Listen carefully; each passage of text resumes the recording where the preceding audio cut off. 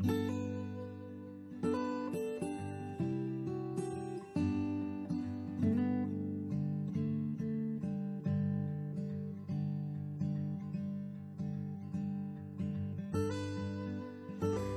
वाकई एनपीएस के अंतर्गत आने वाले कर्मचारियों को ओल्ड पेंशन की सुविधा मिलेगी? जी हाँ दोस्तों, आपने भी एनपीएस मतलब कि नेशनल पेंशन सिस्टम सब्सक्राइबर को ओल्ड पेंशन का ऑप्शन दिए जाने के बारे में खबर जरूर सुनी होगी कि एनपीएस वालों को भी अब ओल्ड पेंशन मिलेगी। तो इस खबर में कितनी सच्चाई है और यदि वाकई ऐसा है तो किन लोगों को इसका फायदा मिलेगा और किन शर्तों के साथ में, तो आज के वीडियो में हम इसी टॉपिक पर बात करने वाले हैं। तो वीडियो के साथ अंत तक बने रहिएगा। और यदि आप एनपीएस क्या होता है समझना चाहते हैं तो इसके लिए ऊपर आई के बटन पर क्लिक कर वीडियो देख सकते हैं। मैं इस पर पहले ही एक वीडियो बना चुका हूं।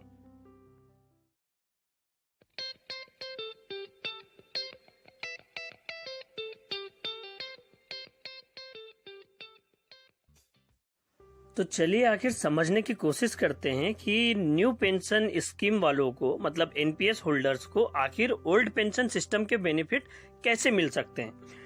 तो इसके लिए केंद्र सरकार के द्वारा उनका जो डिपार्टमेंट है pension and pensioners welfare department, उसके द्वारा 30 मार्च 2021 को एक गेजेट नोटिफिकेशन जारी किया गया, जिसको कि सीसीएस मतलब कि central civil service NPS implementation rule 2021 का नाम दिया गया। उसके द्वारा केंद्रीय कर्मचारियों के लिए एनपीएस के नियम और उसके इम्प्लीमेंटेशन के बारे में विस्तृत जानकारी दी गई है।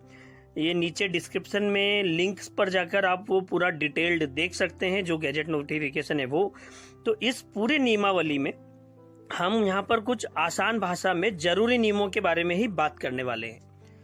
तो इस पूरी नियमावली में रूल नंबर 10 में पुरानी पेंशन सुविधा को लेकर के कुछ नियम दिए गए हैं कि यदि नौकरी में रहते हुए केंद्रीय कर्मचारी की मृत्यु हो जाती है या फिर इनवैलिडेशन या डिसेबिलिटी के कारण उसको रिटायर कर दिया जाता है तो उस स्थिति में पुरानी पेंशन का लाभ मिल सकता है कुछ नियमों और शर्तों के साथ में। तो यहाँ पर एक बात समझने की ये देख लीजिए कि कर्मचारी की डेथ का मतलब तो आप समझ गए कि डेथ हो जाना।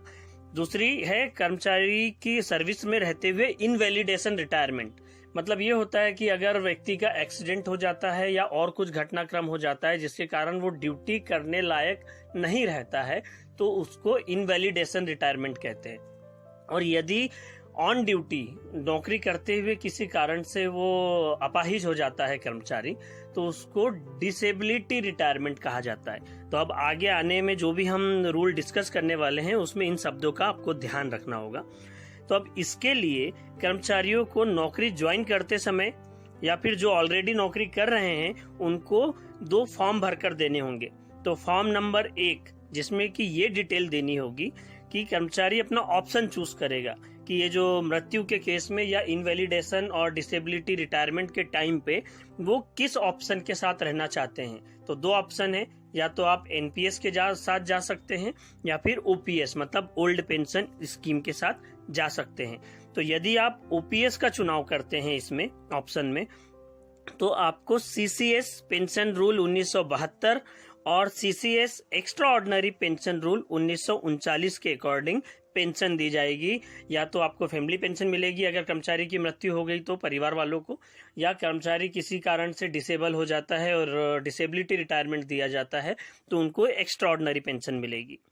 लेकिन यदि आप एनपीएस ऑप्शन का चुनाव करते हैं तो किसी भी तरीके का ओपीएस का कोई आपको प्रावधान नहीं मिलने वाला है। किसी भी मतलब मृत्यु हो चाहे फिर डिसेबिलिटी रिटायरमेंट हो, आपको एनपीएस की ही पेंशन मिलने वाली है। तो ये थे केवल इनवैलिडेशन और डेथ के केस में। और नॉर्मल अगर व्यक्ति का कर्मचारी का रिटायरमेंट होता है तो उसके लिए ओपीएस का कोई प्रावधान नहीं है, उसको एनपीएस के तहत ही पेंशन मिलने वाली है। तो ये डिटेल आपको फॉर्म नंबर 1 में भरनी होगी ऑप्शन कि आप एनपीएस के साथ जा रहे हैं या ओपीएस के साथ। साथ ही दूसरा फॉर्म है फॉर्म नंबर 2, वो भरकर देना होगा, जिसमें कि परिवार की डिटेल भरकर देनी होगी आपको कि व्यक्ति के डिपेंडेंट्स कौन कौन है और यदि जो पेंशन की स्थिति बनती है तो कौन उनका लीगल वारिस होगा। ये डिटेल आपको उसमें भरकर देनी होगी फॉर्म नंबर 2 में। और यदि व्यक्ति का परिवार नहीं है तो जब भी उसका परिवार बनता है, शादी होती है या उनके बच्चे होते हैं तो उनके भी अपडेशन कर्मचारी को अपने ऑफिस में फॉर्म 2 भरकर कराना मैंडेटरी होगा। ये दोनों फॉर्म नंबर 1 और जो फॉर्म नंबर 2 है वो एनपीएस के अधीन आने वाले सभी कर्मचारियों को भरकर देने होंगे।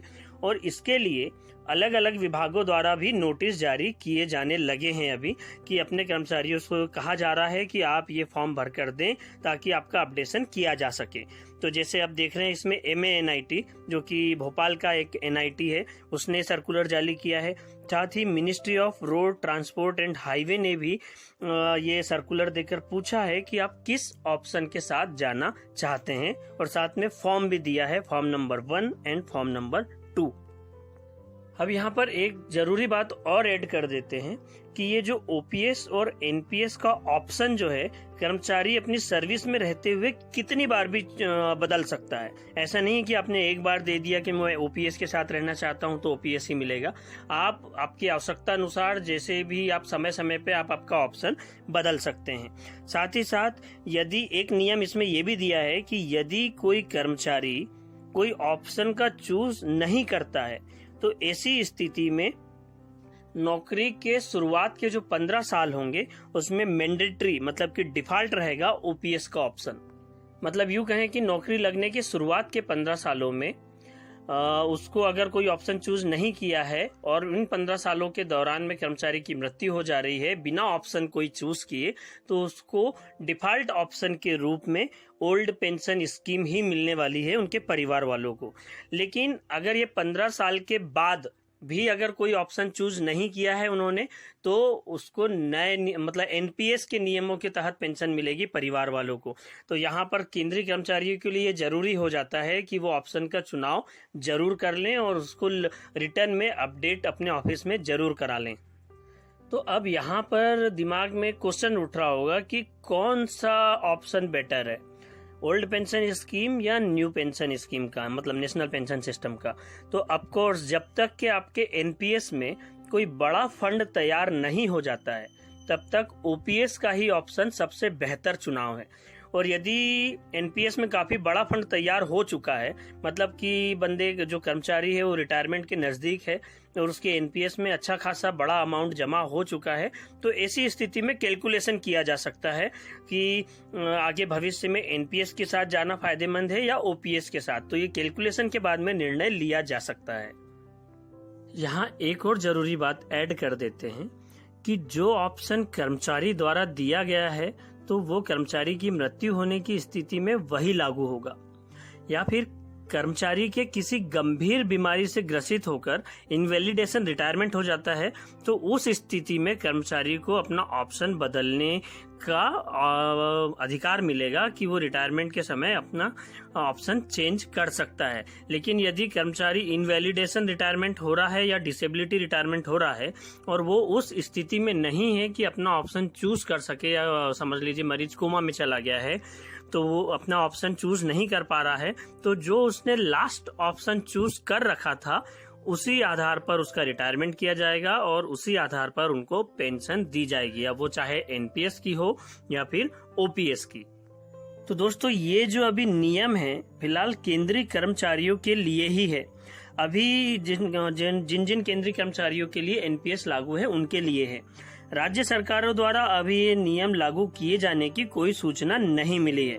फिर भी भविष्य में राज्य सरकारें भी जरूर इस तरीके का नियम अपने यहाँ भी लागू करेंगी। तो दोस्तों ये था एक छोटा सा अपडेट जिसमें कि एनपीएस होल्डर्स को भी ओल्ड पेंशन स्कीम का फायदा किस तरीके से मिल पाएगा। ऐसी ही और जानकारी के लिए हमारा चैनल सब्सक्राइब करें, वीडियो लाइक करें और शेयर जरूर करें। देखते रहिए, सीखते रहिए। धन्यवाद।